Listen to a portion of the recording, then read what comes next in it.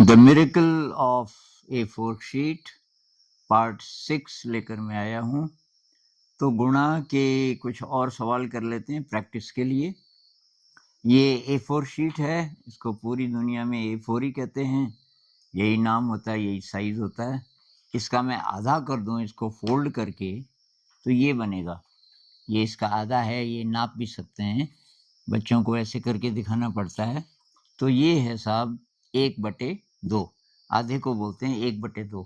हमारे लिए सवाल है गुणा का कि 1/2 का 1/3 कितना होगा।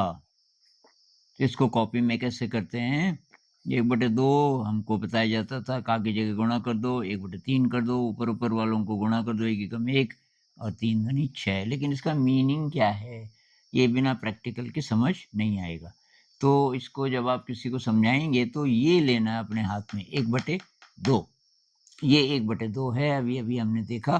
अब इसका करना है क्या, इसका करना है 1/3। तो बटे 3 का मतलब बांटे 3, इसके हमें 3 बांटे करने पड़ेंगे। तो इसके 3 बांटे कर दो, ये 1, ये 2, मैंने 3 पट्टियां बनाई हुई है। ये है साहब 1/2 के 3 हिस्से किए, तो यह 1/2 का 1/3। और इसका साइज क्या है, /6, क्योंकि इस पे 3 आ रहे हैं, 1 2 3 और ये आधा है, तो पूरे पे कितने आएंगे, पूरे पे आएंगे 6। इसलिए इसका साइज है /6 वाला, ये 1/6 है। तो अब हमको समझ आया कि 1/2 इसका 1/3 होगा 1/6। और ये बच्चे अगर कर भी लें तो इससे मुश्किल ये है 1/2 का 2/3 कितना होगा। लेकिन हम प्रैक्टिकल जब सीख जाएंगे तो बहुत सिंपल है। ये 1/2 है, इसके आपने 3 हिस्से किए, तो ये है 1/2 का 1/3।